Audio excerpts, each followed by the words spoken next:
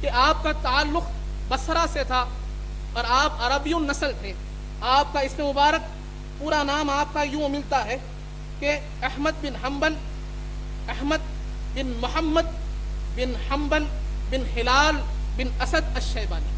اور احمد بن حنبل جو ہے یہ آپ کی نسبت اپنے دادا جان کی طرف. آگے آپ بصرہ کے تھے، لیکن جب آپ اپنی والدہ کے شکم مادری میں تھے تو آپ کی والدہ مروہ سے بغداد تشریف لائی اور بغداد آپ کی جاہ ولادت بنی.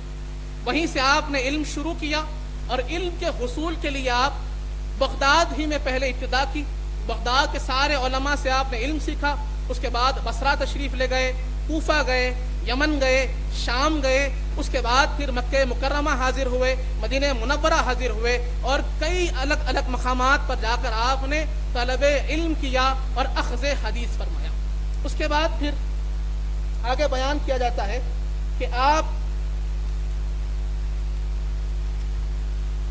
کو علم کا بڑا شغف تھا، علم کا آپ کو بہت شوق تھا، یہاں تک کہ لوگ آپ کو امام کہتے.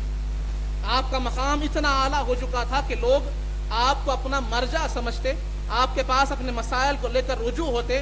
آپ امام فی الفقہ اور امام فی الحدیث مانے جاتے. تب بھی روایت کی جاتی ہے کہ ایک دن کسی نے آپ کو دیکھا کہ آپ اپنی دوات لے کر طلب حدیث میں مصروف تھے. ہاتھ میں انک کا بوٹل ہے، دوات لیے ہوئے ہیں اور حدیث لکھ رہے ہیں، لوگوں سے حدیث سن رہے ہیں.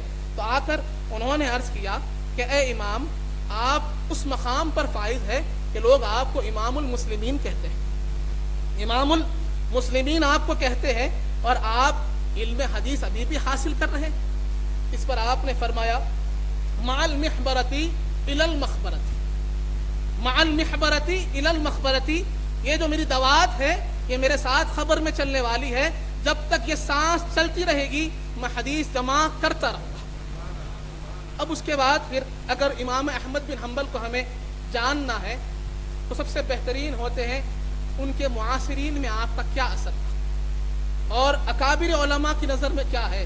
کیونکہ ایک عالم کی تعریف جلدی نہیں کرتا، اتنی آسانی سے کوئی اپنے کاؤنٹر کی تعریف نہیں کرتا، خصیم کی تعریف اتنا جلدی کسی سے نہیں ہوتی. لیکن آپ کے تعلق سے بتایا جاتا ہے حضرت علی بن مدنی اپنے وقت کے چوٹی کے محدث، سب سے اعلیٰ محدثین میں آپ کا شمار.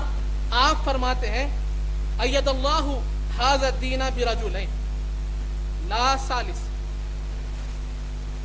دو آدمیوں سے اللہ تبارک و تعالی نے اس دین کی مدد فرمائی ہے. آپ فرماتے ہیں ابو بکر صدیق رضی اللہ عنہ یوم الردتی و احمد بن حنبل یوم المحنتی، کہ پہلے صدیق اکبر رضی اللہ عنہ ہیں کہ جب منکرین زکوٰۃ اٹھے اور انہوں نے ارتداد کیا، اسلام کی اس حکم کا انہوں نے چھوڑ دیا، صدیق اکبر کی وہ ذات تھی جنہوں نے ان سے جہاد کا حکم دیا. اور آپ فرماتے ہیں کہ دوسری ذات امام احمد بن حنبل ہے کہ جب خلق قرآن کا مسئلہ اٹھا کہ کوئی عالم یہ جرأت نہ تھی، یہ ہمت نہ تھی کہ وہ کھڑے ہو کر بادشاہ کے خلاف کہے کہ قرآن مخلوق نہیں ہے، غیر مخلوق ہے، قرآن اللہ کی صفت ہے، تم اسے مخلوق نہیں کہہ سکتے. یہ امام احمد بن حنبل کی ذات تھی. علی بن مدینی فرماتے ہیں کہ دو ہی لوگ تھے کہ جن کے ذریعے سے اللہ نے دین کی مدد فرمائی ہے. لیکن یہاں پر دل میں خیال آتا ہے کہ یہ دو نہیں، یہ تین تھے. ایسے تین لوگ تھے جن کی مثال پھر ہم کو نہیں ملتی. ایک یقیناً صدیق اکبر کی ذات تھی، دوسری ذات امام حمام امام حسین علیہ السلام کی ذات تھی.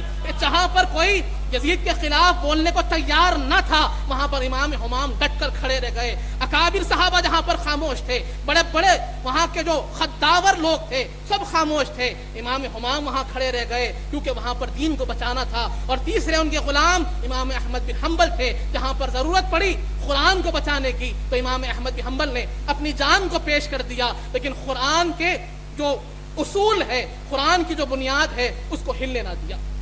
آزاد ازل ہے لئی قاف کا